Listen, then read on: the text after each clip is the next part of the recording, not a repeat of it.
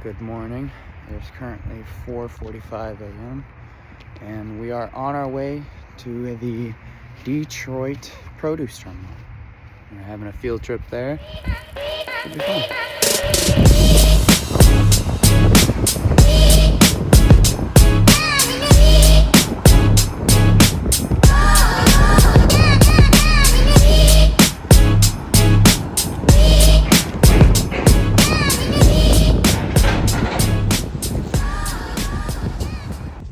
When I started coming here in the 80s, this was running, but this teller was not here.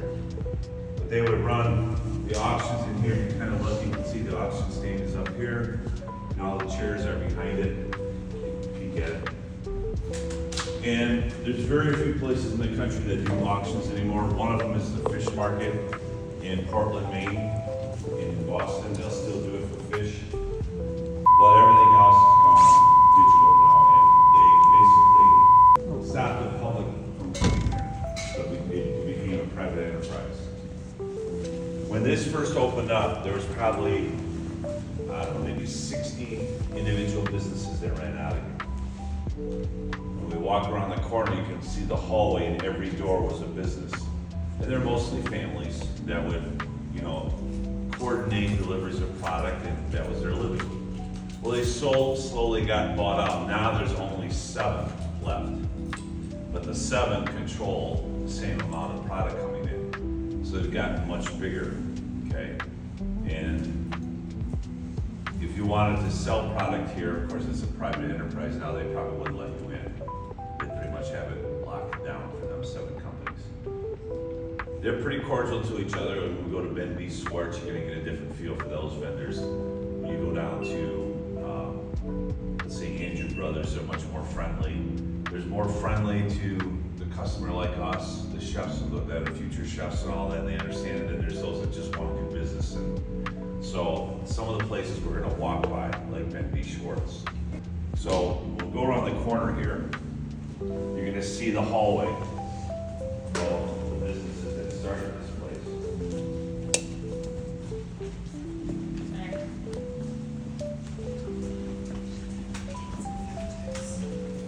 Look at the bridge. You can see the bridge from here. This is, by the way, the warmest you'll be right now.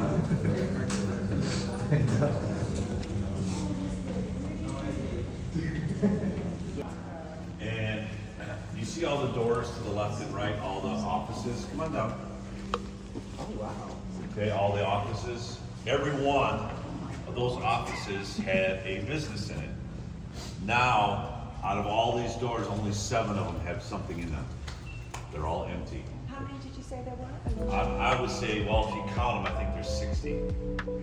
So now they're just, it's just a relic. It's just, when they allow private tours, people just walk down there and they can see history, because they look pretty much like 1950s and 60s in most of them, because that's when most were sold. So, it's you can see, at one time, this is a much different place. How many people do you think have ran down here at the time? When it first opened. Yeah, just like. Oh, if the there's a race. general public was here. You would go to these, you would walk in, get a bid, you'd walk down there, you go to an office and tell them, it would be Suck just if like you're the last like one. a store, like a Kmart or whatever, it was people running around here. But then as it got more and more condensed, then they stopped letting people come down here and it became private and changed completely to what it is now. So if you go downstairs now, there's 7 businesses, that's it, out of this whole place, and what they do is quite amazing. Did you guys cross the railroad tracks, some of you? You did, you crossed them. So the railroad tracks were used a lot in the 90s because diesel fuel was so expensive, and running trucks was a lot more costly than running a train, because one train engine could pull hundreds of cars, whereas one truck could only bring 1 truck. Well, now the diesel is much more affordable. Most of the product they get here is by truck, very little by rail anymore. That when I first came here in the 80s, they would have all these box cars backed up with people unpacking watermelons and potatoes and carrots, and it was a sight to behold. And they'd have to restack them, and now everything comes in by truck and pallets, and the high-lows do all the work. All right, we're gonna head down now, downstairs to the first vendor, okay?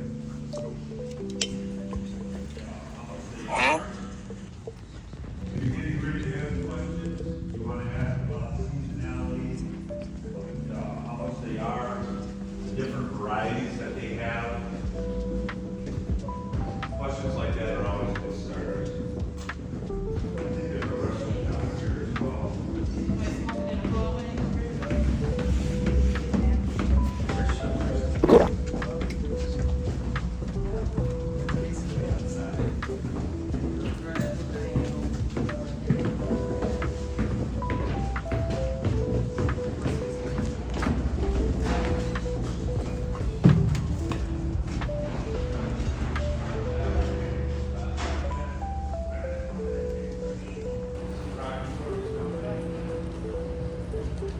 So you can see how things are brought in by pallets, right out of the trucks.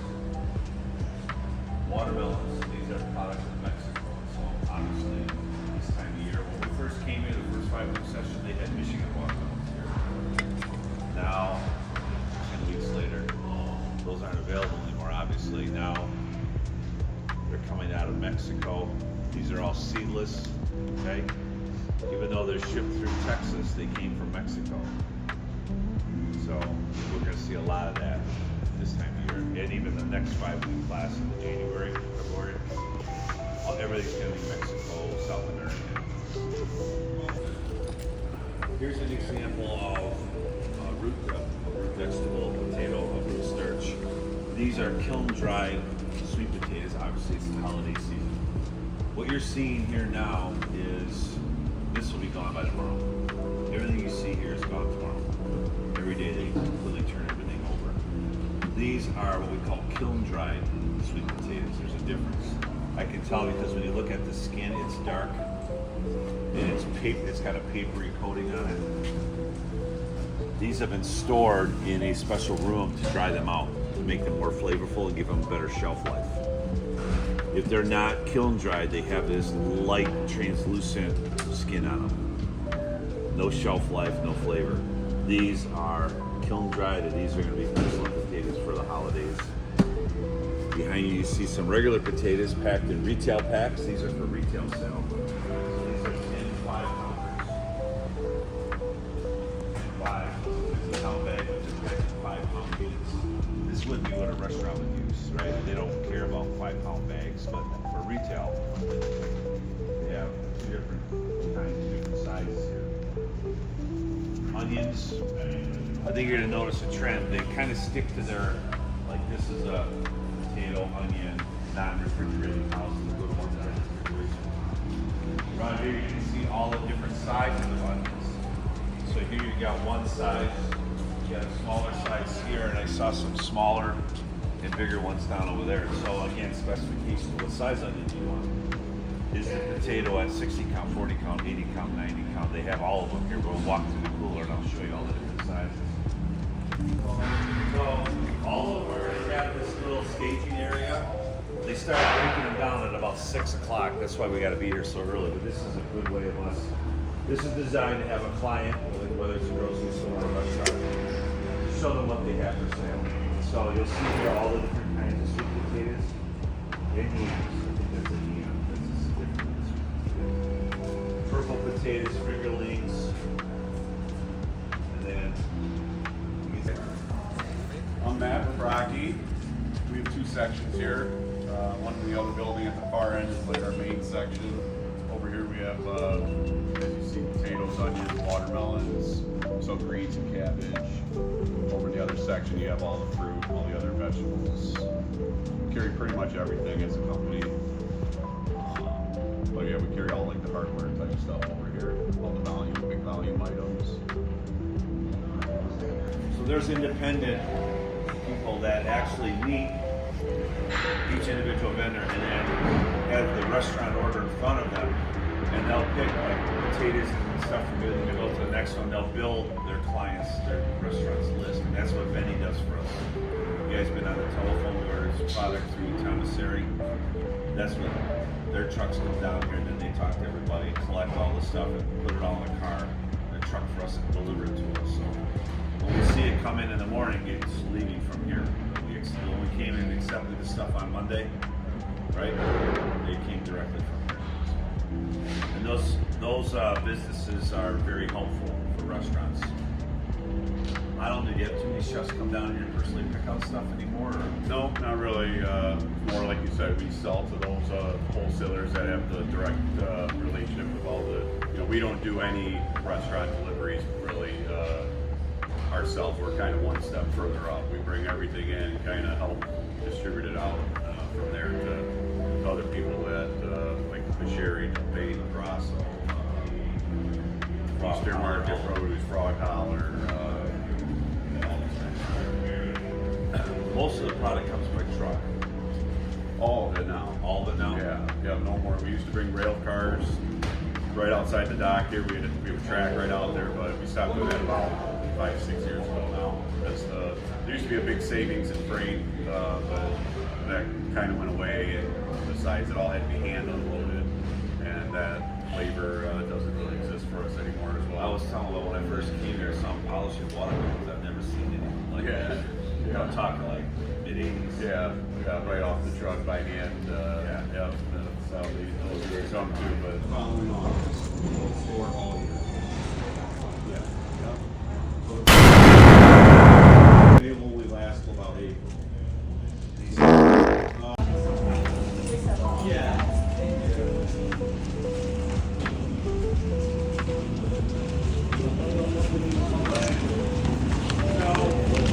There's about 40 of these refrigerators here.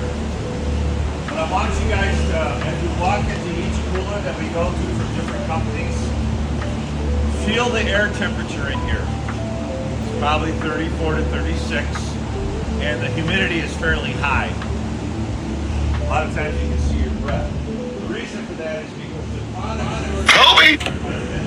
need that humidity and cold. So your greens, mustard and collard, cabbages, okay? They all need this type of environment to give them the best shelf life. We're gonna walk into coolers that are 40 degrees and you're like, well, it's not working? Well, that's because tomatoes and eggplant and watermelons, they don't need to be that cold, right? You can actually, honeydews, cantaloupes, when you go to the grocery store, they're not under refrigeration. Or bananas, right? They're all at room temp. So every cooler you walk into is going to be a different environment designed specifically for the products being stored there. So this is like strawberry, blueberry, raspberry, greens temperature. Let's go to the next one, Mr. Crosshair.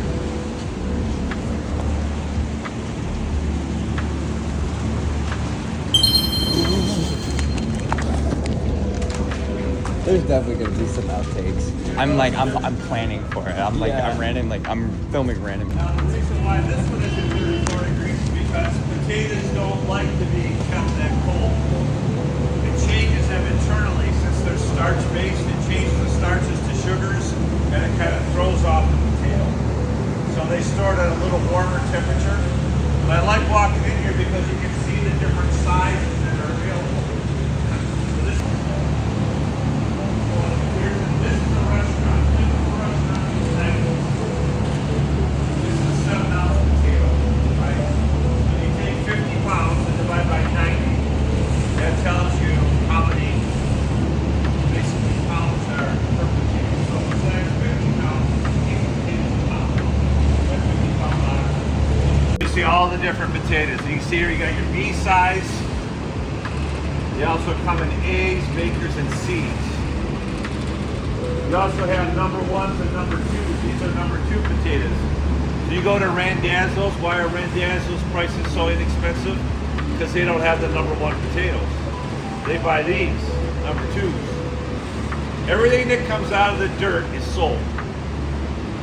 Number 1s, number 2s, they call them call seal when they get cut. All that stuff gets sold. It's just who you sell it to. So this is the Randazzo's. 50 cents a pound potato, and that's the restaurant, $9.95 potato. It's just the quality. This is an A size. These are big. These are the largest kind of you can buy. They're as big as softball. So you have to be very specific with the order.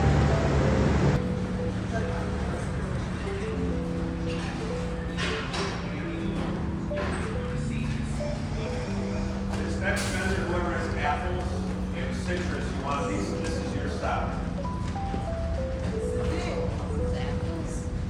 Oh, we're not supposed to stand on this one? The yellow line.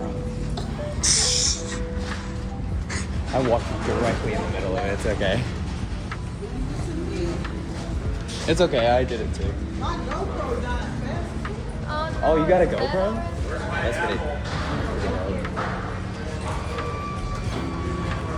I used to get my apples from Rudy. So this house here carries kind of a little bit of everything. Here you've got a little bit more variety. This is probably the here in Bendy, or not Bendy, but Andrew Brothers will have the best variety. They usually don't cross between so much with each other. Like you don't see a lot of potatoes here. You don't see, they kind of niche. They kind of leave each other alone. There's some crossover. Some strawberries, blueberries, these you'll see in different. Though you won't see very many pineapples. You won't see very many apples. This is kind of like Which way? these are beautiful persimmons. I was wondering what These those are were. the Hachias persimmons. Can they not be eaten until they're like really sweet? Yeah, especially this variety. This one will take about 2 weeks to ripen at room temperature. If you eat this right now, it's awful. Yeah, that's right. It's What would eating- you- ever have like- a raw olive off a tree? An olive? Oh. Yeah, it's, what is Okay. it? These are Hachias, but there's a Fuyu that's a flat persimmons, which I don't see them here. Those you can eat green, but these you can't. Hachias. This different? Yeah, so you can eat those hard. Really? Yeah, you don't have to wait till they're right. Oh, wow. Yeah, I see the shape. That's the best. Better than Fuyu? No? It's like a shoot off of a hachia, but it's classified as a honey. Okay. Okay. See, I'm learning something. Take one off. Take one home. How can you tell the We're gonna difference? take one. We're gonna eat it when we leave here. Really? I'm taking it. Eat it. Don't arrest me. You got a knife? I mean, at the moment, I didn't We caught a criminal in the act. I know. I'm terrible. You must carry your knife. Yeah. I think you should. I don't want to do that. I've lost some there. Here, let's Oh, really? a little taste test. It's like church.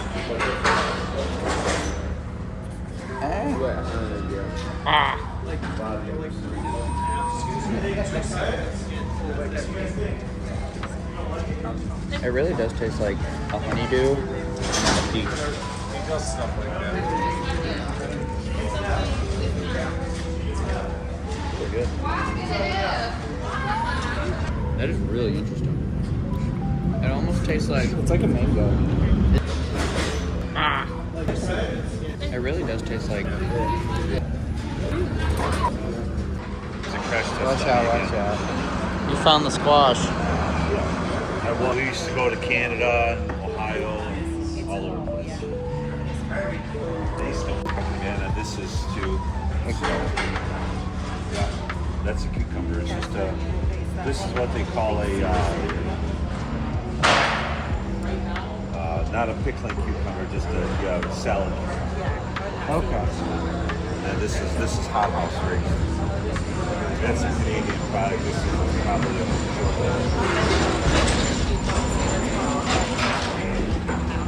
hot house. Yeah. But that they call me. Yeah, Martin, they call me. Oh, that's natural. You want to tell me the information that you just told me again about oranges? We've been lied to. Oranges are actually not orange. They're green. They're green. They This spray is green. Yeah, I'm wearing green right now.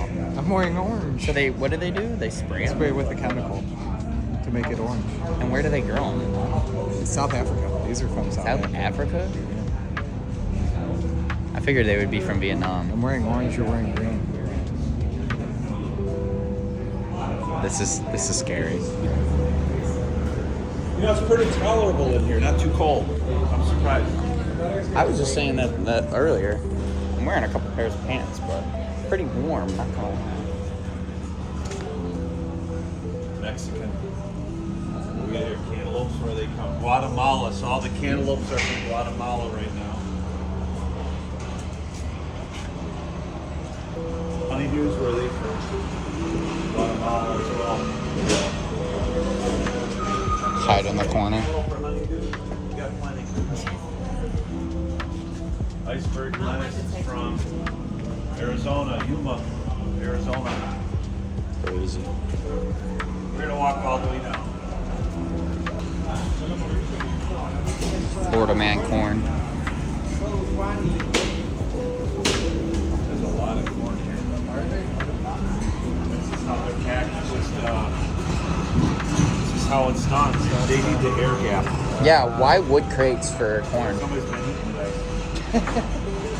Have you always wondered why they always do wooden crates for corn?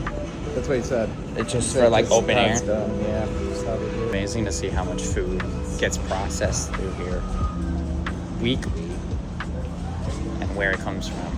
It's actually really cool if you really think about it, like how many different countries are involved in the process of keeping American fed. Mostly Detroit. This is insane. Where's the citrus people? I see mandarins here. Ooh, more citrus. Haven't seen a butternut squash yet, though. Yeah, we did. Oh, well, I meant like other squashes. We had the little display You of guys know why squashes. they pick these with leaves on them? Why is that?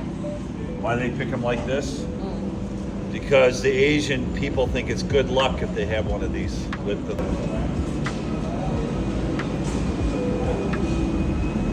We got some squashes on display over there.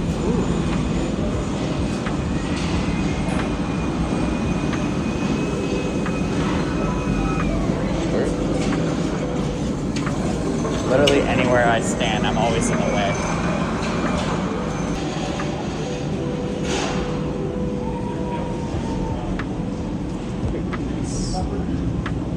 Oh, these right here?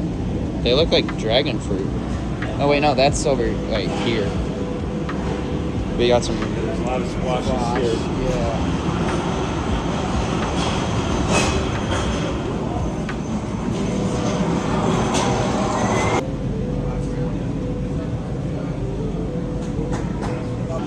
Hard squash? Probably butternut. Okay. Spaghetti the least. Okay. But acorn and butternut just depends. A lot of it has to do with what the chefs put on special in their restaurant. Okay. You know, Yeah. someone decides to do a butternut squash soup, and also, or a casino does. Also, you need pallets. You know, Yeah. Yeah. That makes sense. And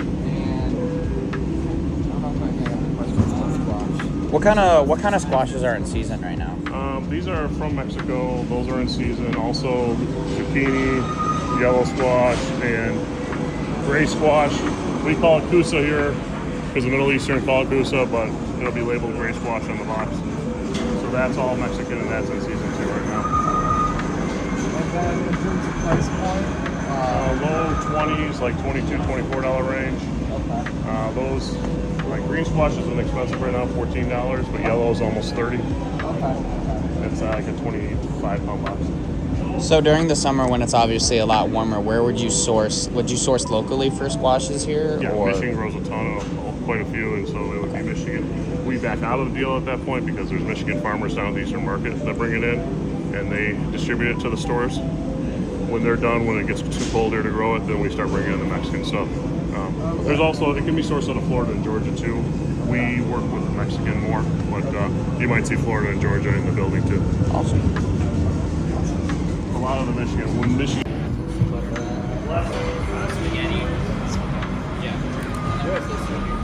This is a mango, I think. Is this not? I think that's a mango.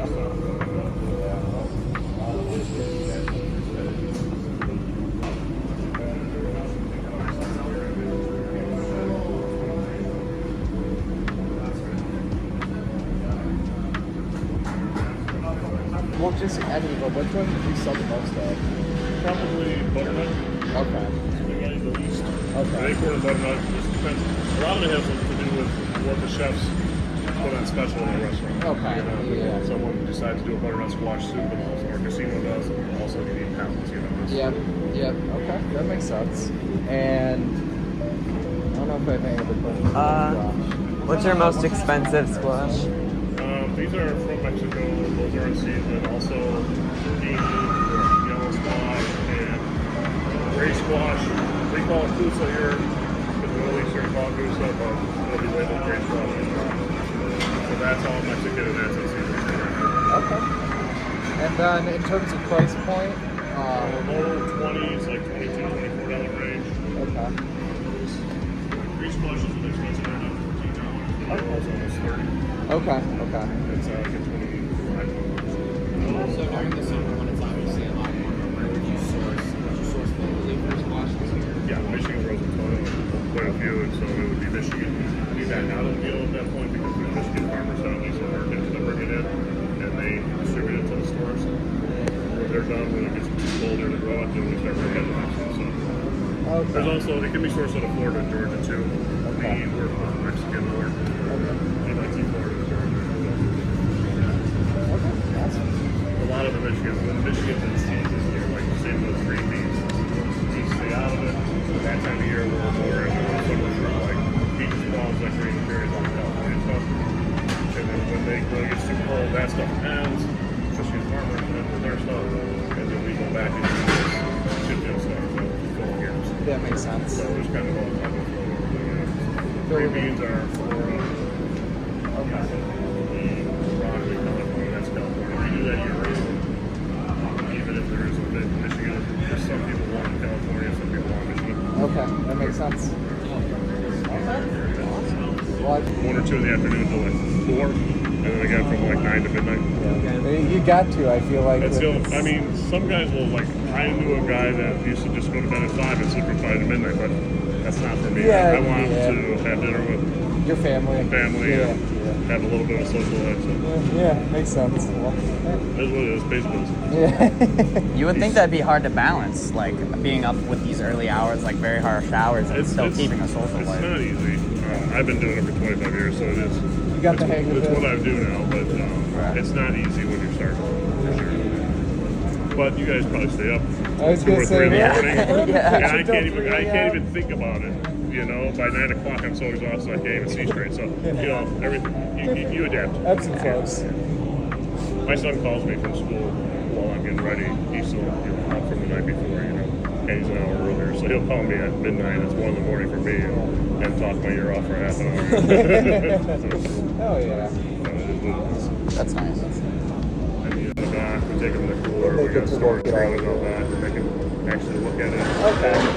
They can pick. If we got 10 pounds of strawberries this morning, they can say, I want mine off of this pouch. It Okay. might look bigger to them, it might look darker red to them. Yep, yep. Sometimes even there can be different varieties in the same shipment. Okay, So, yeah. grapes, different pack dates from different, it's coming from Peru. They might have packed 10 pallets on one day on Monday and 10 more pallets on Tuesday and 10 more pallets on Wednesday. You know, one pack date might look better than another. Yeah. So these Oh, guys yeah. are trained very well to look for the little differences and mark the ones they like. And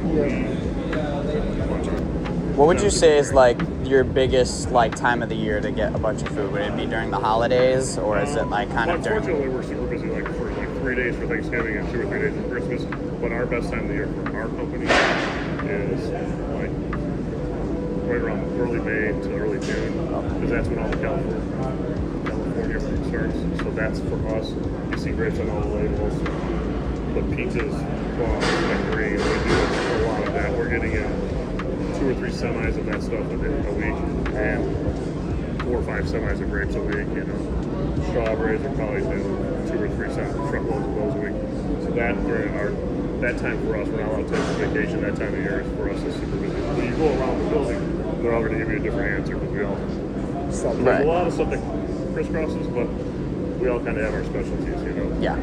And do you see the business kind of be cyclical with how busy the restaurants are, like kind of busier in the summer? Yeah, for sure. Yeah. And there's always a lull at the end of the summer because people are on vacation. Yeah. Kids are away from the get back to school. And then October tends to be quiet, and then we get into the holidays. Start getting a little busier. Okay. Cool. Regular zucchini is marked as Italian squash on the box. Okay. Well, this is a huge deal for our Middle Eastern clientele. Okay. Guys in Dearborn, whether they're Chaldean or Lebanese, yeah. But they, it's really tender, and they'll cut it and stuff it. They'll stuff it with meat and bacon.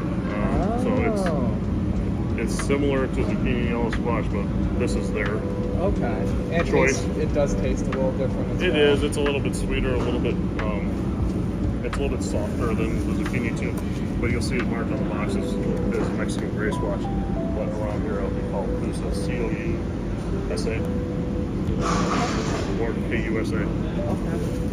And because of the lighter color, that makes it like almost like sweeter and more tender. You would I think. don't know if the color causes that or not, but just the vegetable itself is. Color tends to come on how fast it's grown with any fruit. The slower it grows, if they have a cooler night, it grows slower overnight and it takes on more color.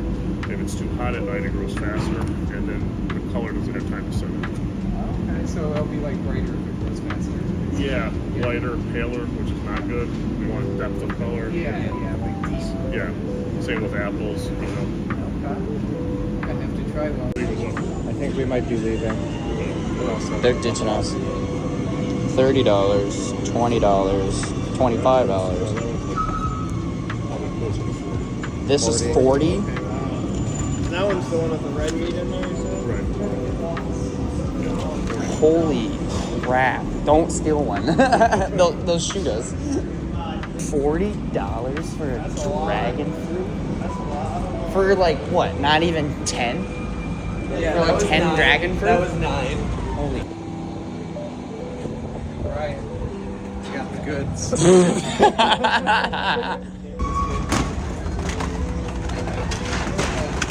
Oh. Ah. Slept with the wrong way.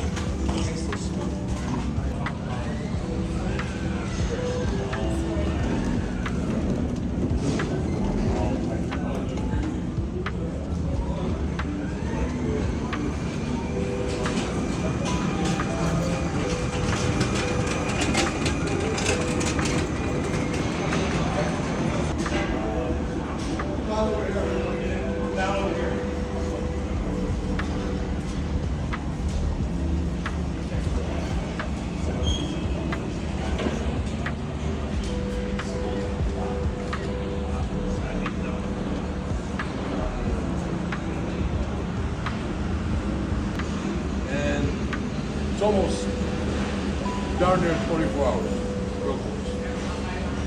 We try to at least get about 4 hours sleep a day. But we're in big transition time right now. A lot of stuff is switching over to Mexican and Florida product. Obviously the local product is all wrapped up. We still have quite a bit of stuff coming over from Canada, from our greenhouses in Leamington. But we'll be pulling all those plants too very soon. So it's now it's battling the weather to get everything here in a timely fashion. That's a big part of the deal right now. I love the Christmas decorations.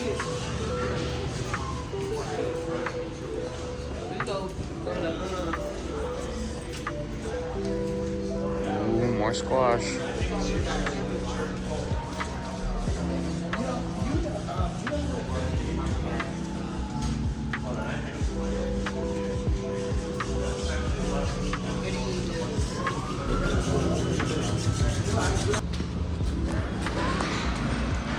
Alright, come on.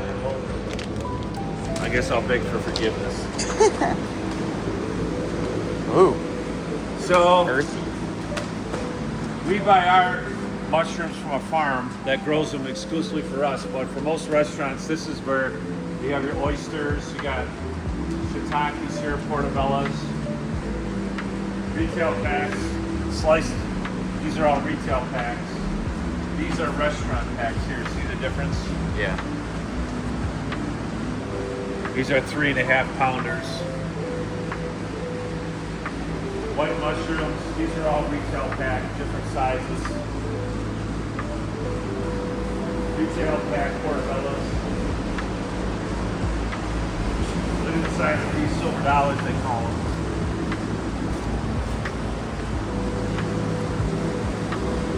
And they have their specialty mushrooms down over here.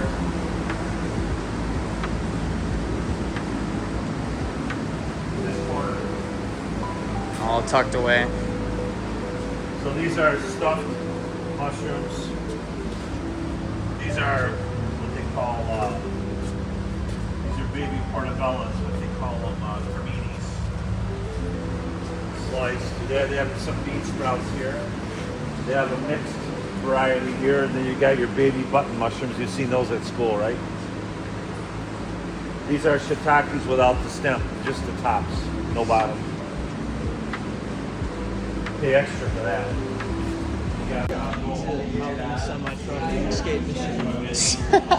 Head off to like Ohio or something. Oh wait, no, that's a terrible place to go. You trying to go to Guatemala?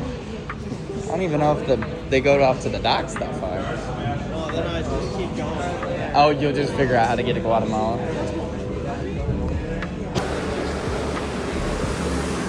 Oh, this isn't creepy.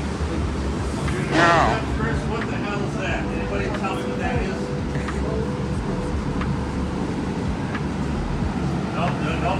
Can't touch it until you figure it out. Come down here and tell me what this is. Make a little, I'll go that way. Go around. Tell me what these are. Come on. Those banana peppers? No. I'll buy breakfast for whoever figures it out, if anybody can for you. I'll buy you breakfast anyway. That's a trick question. Are they fully wrapped, like edible like this, or You gotta peel the green outside. green bean? No, this is not a green bean. Huh? Almond? No. Banana. It's a banana. No. If I open it up, you'll figure it out. Huh? Is it a snap pea? No. No. It's a snappy. No. She said lima bean. No.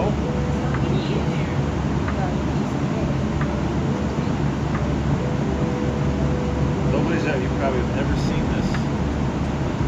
Put your hand out. Now, can you figure it out? Yep. It's like garbanzo bean. Yep. No, it's a bush. That's a garbanzo bean that's not dry. Oh. Chickpea. Inside this room is what we call they call this the gas room. Don't get an alarm. It's not what you're thinking. Product that comes in from South America, like these bananas, avocados, garbanzo beans, plantains. When they harvest them, they pick them stone green. It's going to take them 2 weeks to get here by boat. These actually were in New York first. Well, actually, they could be in New Orleans or New York. They come by truck from there. And they come in stone green like this. All bananas come in stone green.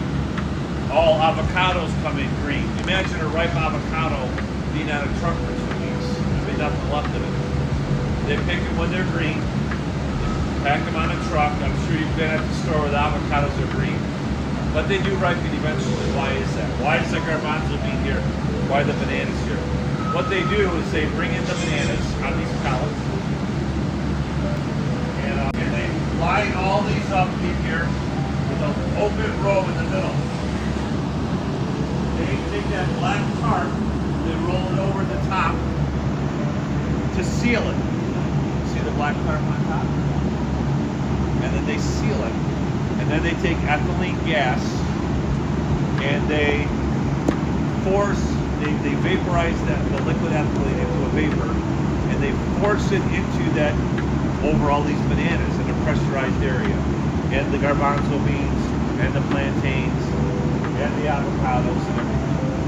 And what this does is it converts the starches and that of the banana and the avocados and converts them into sugar, ripens them. So a lot of times you'll say, how do I ripen my avocado? Put an apple in a bag and put it somewhere warm. Well, what's happening is the apple produces the ethylene gas. It's in a bag, so it's trapped, so the ethylene gas can't escape, kind of like what they're doing here. And then the heat increases metabolism, but the heat creates faster reaction time. So they're doing that here artificially in these rooms. They're putting all these bananas in here, avocados. They close the doors, they pressurize it, they turn the heat up, and they artificially ripen them. And so you have stages. So this is a stage 1 banana. That's 24 hours, 1 day, stage 1, day 1. By day 5, they're all yellow. So when I order bananas for school, I order stage 5 bananas, meaning that they're completely ripe. So these were just done yesterday. So you can see they're still green. They're called stage 1s. So as we go through each cooler, you're gonna see different stages. Like these here, see these are slightly more yellow. These are stage 2 or 3 bananas here. These are fingerlings. So there's different stages of bananas. These are day 1s as well. So these are the same thing, they gas these as well. These are rock hard. You know, like rock hard. Yeah. So these are stage 1 avocado. So you guys deal with Cisco? See that they have some stuff here sitting as well. Now down that way they have their new avocado rooms, which are not finished yet. Strictly for avocados. They're the advancement of this. This is like 1930s technology, 100 years old. They have some brand new ones that are being built that aren't done yet that are down over here, which are more modern. It's like really hot over there. But it's all under construction.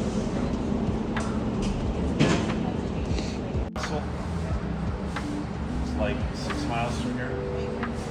8 minutes away. That's where we're gonna meet. I'm buying everybody breakfast. They're expecting us there. They have a section for us. Okay.